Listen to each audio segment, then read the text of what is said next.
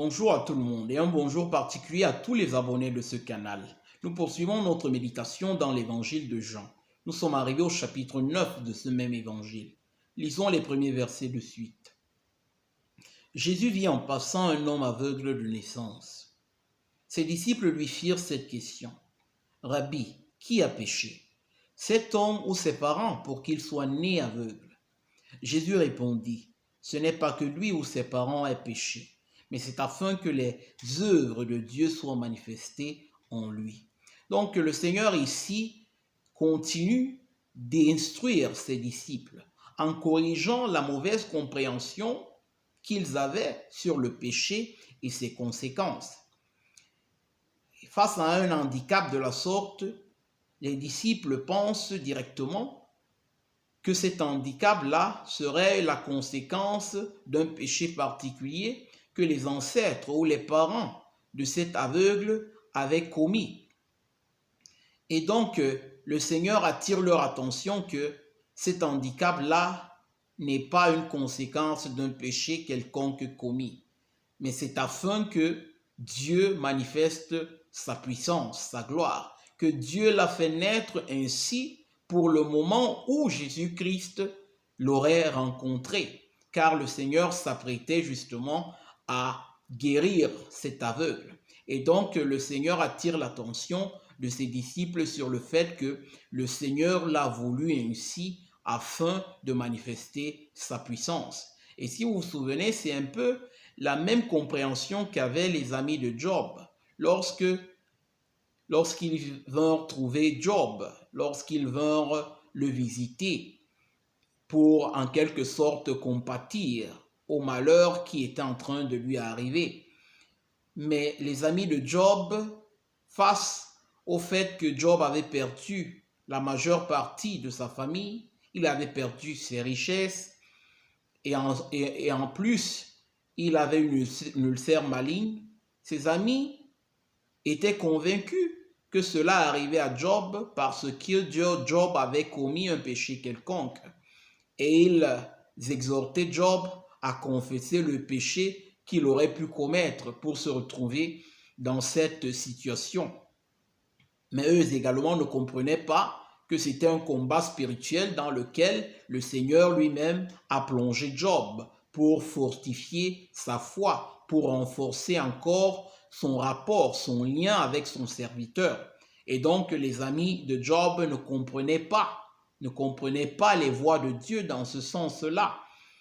Et voilà pourquoi justement les réponses, ils ne purent pas être d'utilité à Job dans sa situation. Et je vous exhorte à relire encore le livre de Job qui est très instructif. Donc le Seigneur continue à corriger cette mauvaise compréhension de l'œuvre de Dieu, des actions que Dieu accomplit dans la vie des uns et des autres afin de manifester sa gloire. Au verset 4, le Seigneur ajoute « Il faut que je fasse, tandis qu'il est jour, les œuvres de celui qui m'a envoyé. La nuit vient où personne ne peut travailler. Pendant que je suis dans le monde, je suis la lumière du monde. » Ici, le Seigneur, après avoir mis en évidence le fait que sa rencontre avec l'aveugle-né n'est pas une rencontre au hasard, c'est quelque chose que Dieu a préétabli afin justement de manifester sa puissance. Le Seigneur rappelle encore à ses disciples pourquoi il est venu dans le monde. Il est venu afin de se manifester en tant que le Messie, afin que tout le monde puisse le reconnaître à travers justement les prophéties qui ont été faites sur sa personne, qu'il est le Messie, ce Messie-là préparé par Dieu pour accomplir les œuvres de Dieu. Et l'œuvre principale que le Seigneur devait accomplir, c'était de souffrir sur la croix pour le pardon des péchés des hommes et leur réconciliation avec Dieu, afin que justement ceux-ci fuient la colère éternelle de Dieu et entrent dans la communion avec Dieu, la communion d'amour, de paix, de justice, de sainteté, qui procède de la vérité de son évangile. Donc, le Seigneur accomplit ces miracles-là afin que le peuple puisse l'identifier comme le Messie qui a été promis par Dieu. En effet, par exemple, dans le livre du prophète Ésaïe au chapitre 42, le Seigneur, en parlant à son Messie, il dit justement, je t'ai établi pour être la lumière des peuples, pour ouvrir les yeux aux aveugles. Et nous devons noter encore une fois que les miracles que notre Seigneur Jésus-Christ accomplissait avaient pour but de se révéler comme le Messie, en accomplissant ce dont le Seigneur avait parlé par ses prophètes, afin que justement tout le monde puisse reconnaître en Jésus le Messie tant attendu. Il faut que je fasse, tandis qu'il est jour, les œuvres de celui qui m'a envoyé. La nuit vient où personne ne peut travailler. Le Seigneur met ici encore en évidence l'urgence qu'un disciple a d'accomplir la volonté de son Seigneur. Il n'y a pas de temps à perdre. Le Seigneur est en train de dire qu'il est nécessaire qu'il accomplisse tout ce qui a été écrit de lui pendant qu'il est encore temps. Car il viendrait un moment justement où il ne pourrait plus accomplir ces œuvres-là parce qu'il serait livré entre les mains des hommes pour être maltraité et crucifié. Et donc ici, c'est un enseignement encore pour chacun de nous. Quiconque est disciple de Christ doit encore utiliser tout le temps qui lui reste à vivre pour rechercher et accomplir la volonté du Seigneur. Parce qu'il viendra un moment où nous ne pourrions plus faire ce que nous aurions pu faire dans le passé. Ou peut-être lorsque le Seigneur nous rappellera à lui-même, nous ne pourrions plus opérer pour sa gloire. Donc il est encore important encore de comprendre cette urgence-là de servir le Seigneur pendant que nous avons encore cette opportunité. Au verset 6, le Seigneur dit, il est écrit, après avoir dit cela, Jésus cracha à terre et il fit de la boue avec la salive. Puis il appliqua cette boue sur les yeux de l'aveugle et lui dit, va et lave-toi au réservoir de Siloé, nom qui signifie envoyé. Il y alla, se lava et s'en retourna voyant clair. Ses voisins et ceux qui auparavant l'avaient connu comme un mendiant disaient, n'est-ce pas là celui qui se tenait assis et qui mendiait?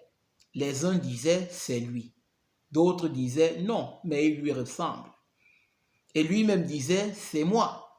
Donc, devant ce miracle extraordinaire, les personnes sont incrédules.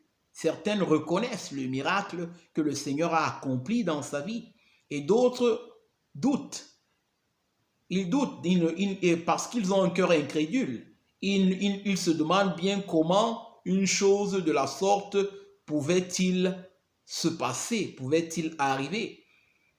Mais justement parce qu'ils ne savaient pas que le Messie avait le pouvoir d'ouvrir les yeux aux aveugles, car il avait été écrit dans les Écritures, il avait été prophétisé.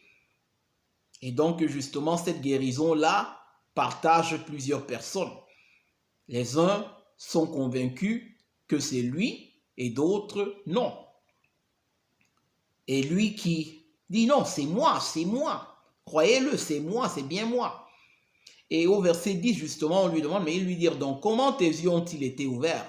Il répondit, l'homme qu'on appelle Jésus a fait de la boue, a oint mes yeux et m'a dit, va au réservoir de Siloé et lave-toi.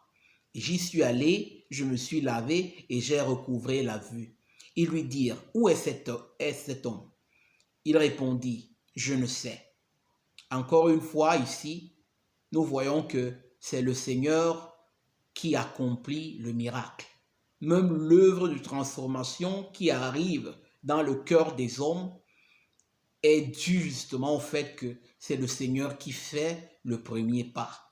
Le Seigneur vient pour sauver. Jésus-Christ est venu pour sauver. Sans sa venue, notre salut n'aurait pas été possible. Donc le Seigneur fait le premier pas en s'offrant lui-même comme sacrifice sur la croix pour nous libérer du péché. Et ici même dans ce miracle-là, comme on l'a dit, le Seigneur montre encore combien c'est lui qui prend l'initiative. Le Seigneur lui dit, va au réservoir de Siloé et lave-toi, après avoir pris la boue, craché dessus et accompli justement cette œuvre-là pour qu'il recouvre la vue. Donc nous comprenons encore la miséricorde que Dieu manifeste envers le pécheur, envers ceux qui sont dans le besoin. Il vient à l'encontre de ceux qui sont dans le besoin.